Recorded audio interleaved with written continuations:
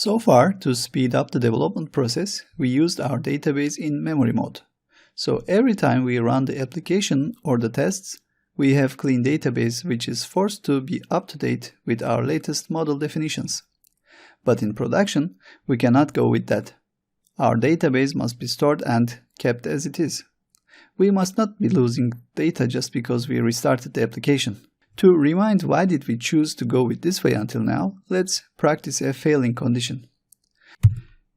Here in index.js, we are calling this Sequelize sync function with this options force true. And this is wiping out all the data and creating tables from scratch. Now let's remove this part. We don't want this force true in our options. And let's also remove this database SQLite. And let's run our application. So we are running in development mode and the application is creating the database if there is no database. And here we have the database SQLite. Now let's open this database. This time I'm going to use the DB browser for SQLite.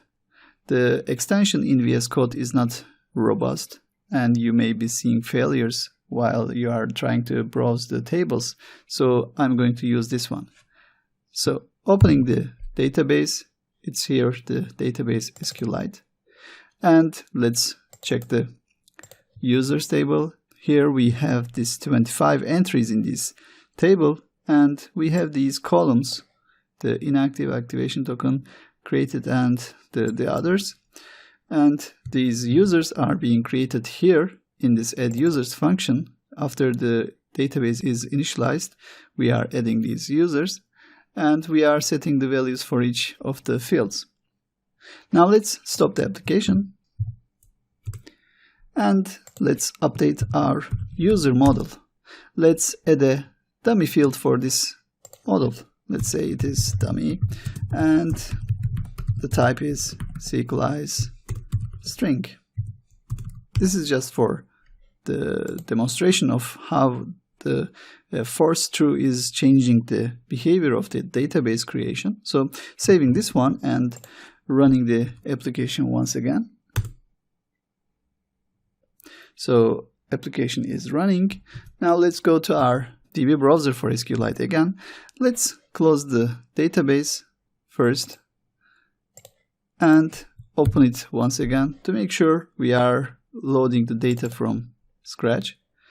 And when we look at the users table, in the columns, we don't see the dummy.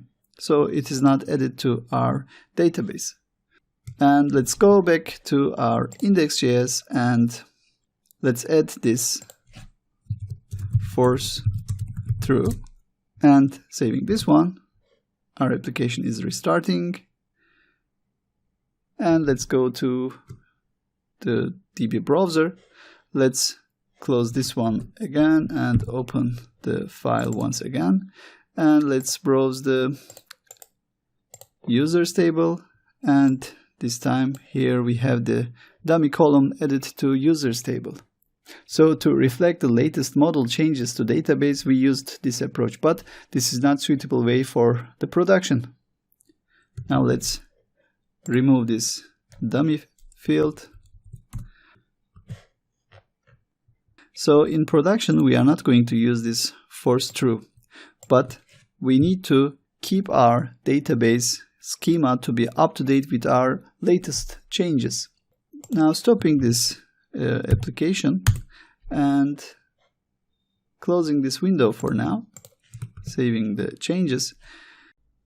Now let's think about the evolution of this user model. To better visualize it, I'm going to use an extension in VS Code.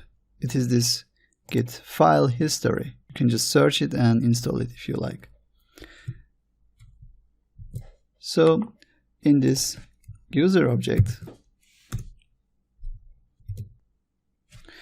at first we had only these fields: username, email, password. Then we added user activation related fields. Then we added token to our database and had relationship with the user, and our user model continued to change. Because we were forcing database sync, we didn't have problems while doing these changes. So the question is, for stored database in production, how can we handle these changes properly? So let's remove this database once again. We are going to use Sequelize database migration functionality. Sequelize has this Sequelize CLI library. So let's install this one and see how we are going to use this library. So in console, let's run npm install Sequelize CLI. Now we will use this package in command line. So we will use npx to execute this Sequelize CLI, and our first parameter for this function is init. So running Sequelize CLI init. So this is creating a couple of folders and a config.json under this config directory. So now we have this config.json, we have these migrations, models, and seeders folders. These are created by this Sequelize CLI init. Now let's open this config.json. We have this keys, development, test, production.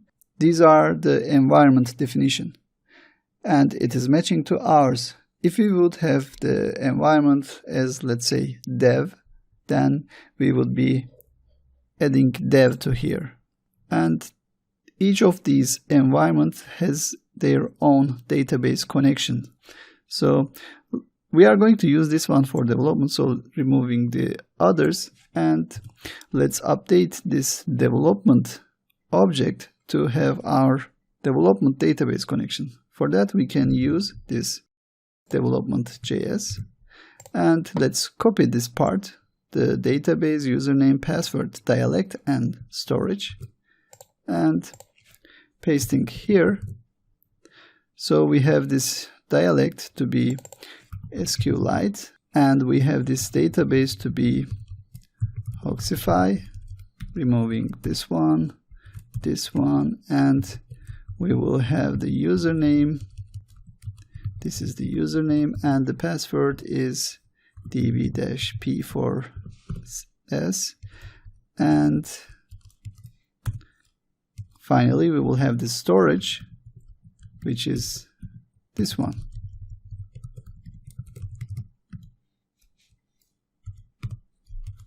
And there's also a host, and for that we can just go with this 127 or localhost. Now let's see the capabilities of this migration tool. Let's create a model. To demonstrate the changes in time, let's go step by step. At first, in user, we had the fields email, username, and password. So let's start with that. So we run npx sequelize-cli, and our parameter is model::generate, and we will give a name which is user, and this user has attributes of. We will add the attributes by comma separated values, and each attribute has type in it. So first attribute is username, and we add the type with colon, string, comma, we have the email type string, and we have password type string. So hitting enter. So this created two files. Let's check them. One of them is here under migrations, this one. As you can see, this is a timestamp prefixed create user script, and the other one is here, the user.js. So let's first check the user.js.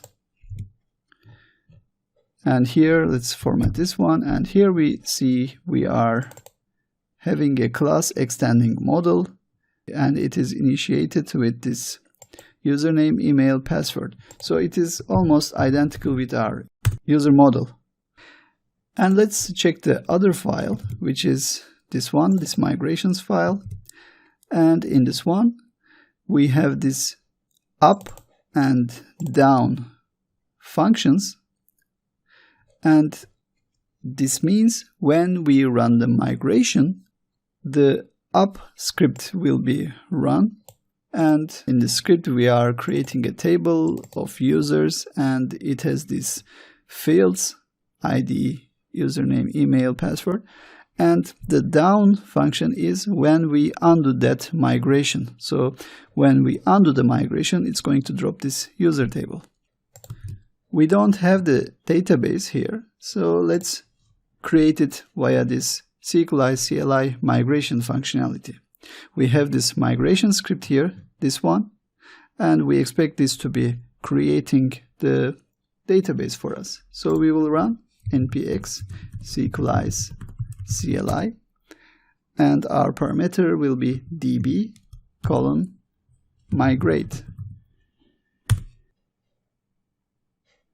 So this script is running in an environment, and by default, if an environment is not set, it is assuming it is in development. Therefore, it is finding the corresponding database information from this development part of this config.json, and then connects to this database and runs the migration scripts. And in this migration script, the first one is creating user. So it's going to add the users table. And here we have this database SQLite. Let's check this database with the DB browser for SQLite. So opening the database, and here we have users table, and let's browse it. And here we have only these fields, ID, username, email, password. So that's how we do the migration. Let's run this migrate script once again. Again, we are running Sequelize CLI db:migrate. And in this one, we see no migrations were executed. Database schema was already up to date. And how this tool is detecting this schema is up to date, it is doing it by checking this table, Sequelize meta. So let's browse this one. And here we have this file name in this table. So it is checking this table and finds the last item inserted to this one, and then decides if any new migration is required or not. Now let's run npx Sequelize CLI db:migrate, and let's add one more parameter, undo. So when we run this, it is running the down function, so we expect this user table to be gone. So opening the database once again, let's refresh this one. So here the meta table is updated, the latest migration file is removed from here, and here we don't see the user table. We see the user table is gone. Now let's enhance our user table. For that, we are going to create a new migration file. So we will run npx Sequelize CLI, and this time the parameter is migration:generate, and let's give the name user inactive column. So this is creating a migration file under this migrations folder, and as you can see, it has a new timestamp for this one, and the name is what we have given it. So in this one, now we can implement the functions here, the up and the downs, and let's go with the inactive column. So let's add, we will run query interface, And this has functions like add column. By the way, this is going to be async, so we will await here, and we also see an example here. We will run query interface add column to our users table, and the column name will be inactive. And when we look at our user model, our actual user model, here we have this inactive and we have this default value. So let's go to our new migration file. So we will set default value for it. So we will add options object. In this one, we define the type as, this is going to be a Sequelize Boolean, and it is going to have a default value which is true. And let's implement the down function, and in this one we will await query interface remove column from this users table. We will remove inactive. So saving this one. Now remember, in the database we don't have the user table, but we have two migration files. One of them is this create user, the other one is updating this user table with adding a new column to it. So let's run migration. So we will call npm Sequelize CLI db migrate. So here we see first this create user is executed, then this user inactive column, the next one is executed. And when we look at our database, let's refresh this one like this, going to browse data part and refreshing it. And here we see this database tables has this users, and in this Sequelize meta we have two entries. One of them is the create user and the other one is this user inactive column. And when we look at the users table, here we have this inactive column added to this table. So that is how the migration is working. At this point, when we run the migrate undo, it is going to be undoing only the last migration, which is this user inactive column. So when we check the table once again, let's refresh this, and here we see the inactive column is gone. And in this Sequelize meta, we only have this create user. And if you would want to revert all changes, undoing all migrations, we would be calling undo all. But let's first migrate once again, see what's going to be migrated. And here we see only this user inactive column is migrated, because in database Sequelize meta, let's refresh this one, we already have this create user. Therefore this tool is detecting that the latest schema is based on this create user script. Therefore it runs only the next ones coming after this create user, which is just this user inactive column. So when we run the db migrate undo all, and here we see first the user inactive column is executed, the down function inside this one is executed, which means the column is removed. Then this create user down function is executed. So when we check the database once again, here we see the Sequelize meta table is empty now, and we don't see the users table anymore. So that is how the migration to next versions or the previous versions are handled. We can also do multiple changes in a one migration script. We don't have to add individual migrations each time. So like in this one, we only added the inactive, but when we were introducing this inactivity for user, we added both inactive and activation token. So let's also add the activation token to this migration. For that, we need to run both of these changes in the same transaction. So we will have transaction coming from query interface Sequelize transaction, and we will run these queries in try catch block.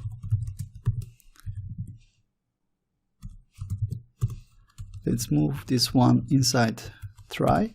The first one is we are running the adding this inactive column to users, but we would also need to pass the transaction with this function transaction, and we will add the other field, copying this one, and this is going to be activation token, and this one will be string, and we don't have default value for it. Again, we pass the transaction, and if both are success, then we will call transaction commit. Otherwise, we will call transaction rollback. And similarly, we will update this down function. Again, we will get the transaction, and we will run this remove column user inactive, and we will pass the options object having the transaction in it, and we will do the same thing for the activation token column, and then we will await for transaction commit, and if there are any errors we will catch it here, and we will await transaction rollback. So with this way we are doing multiple changes in our table. So saving this one, so let's run the migrate once again. We undid all the things, so our user table is not there. So running the migrate. So this is adding the user table, then running this user inactive column. Let's check the database, refreshing this one and opening users, and here we have the inactive and the activation token columns.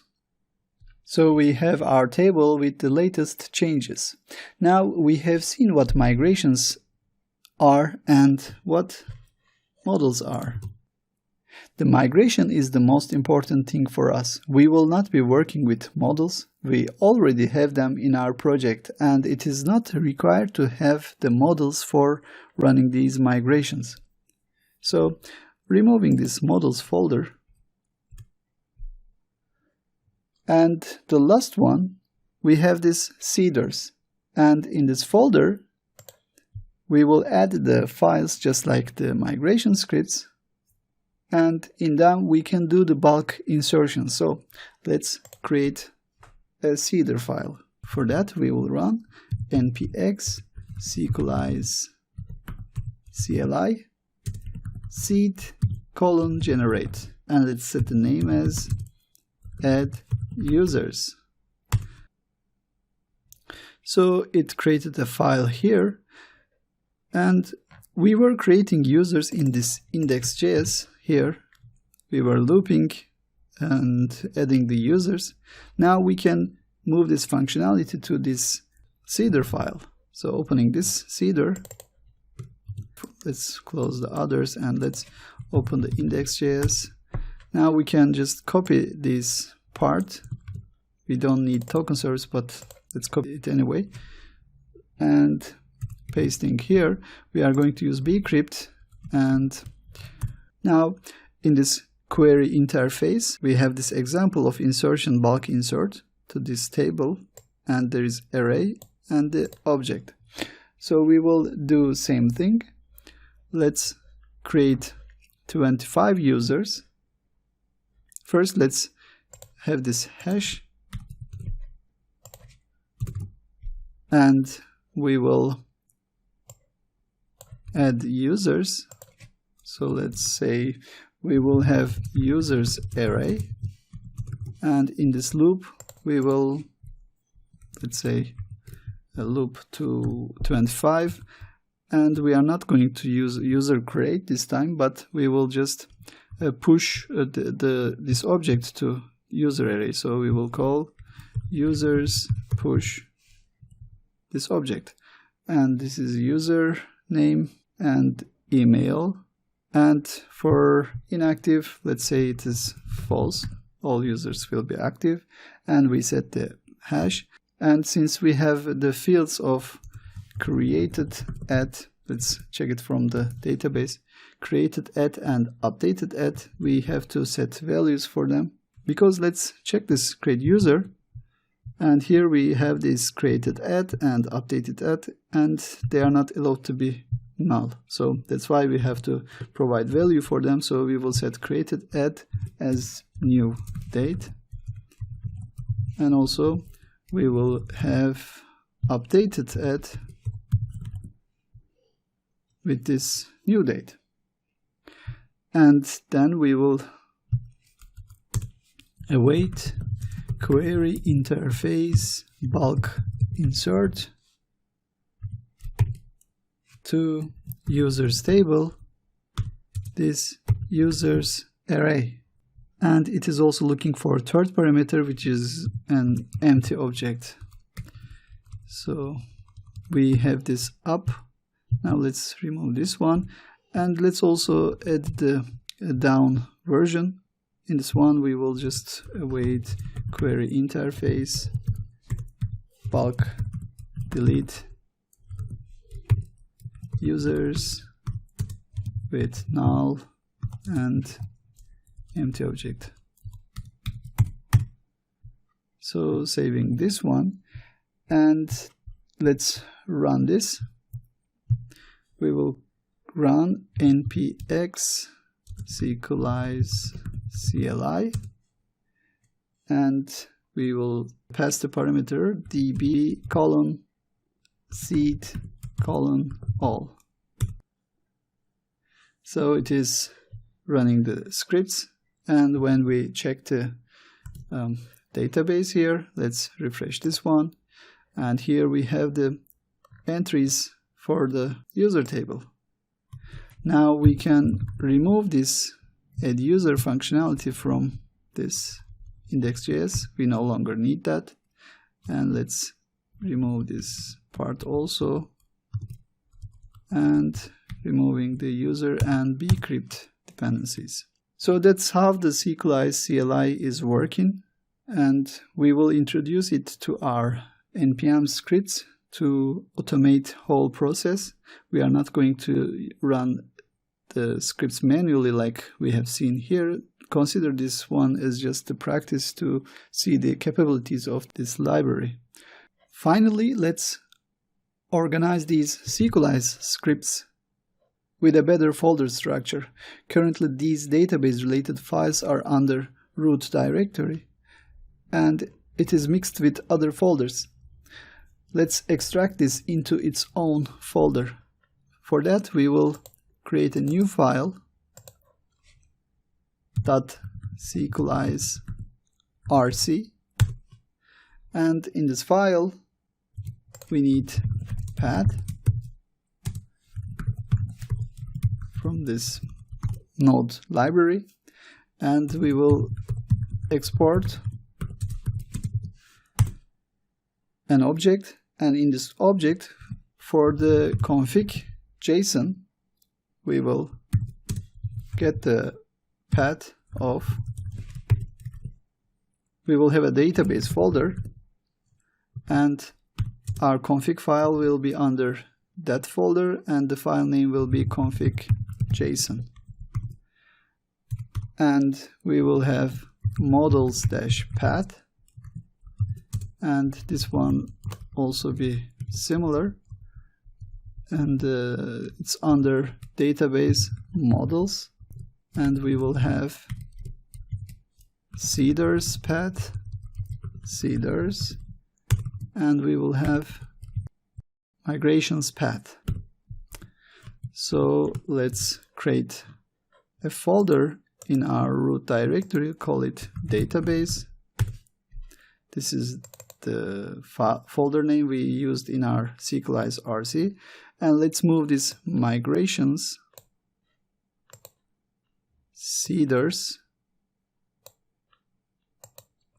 and this config.json to this database directory.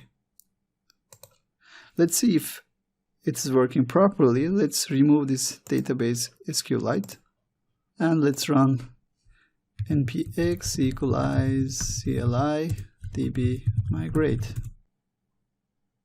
And here we see the configuration is loaded from this database config.json, and also it's loading the migrations file.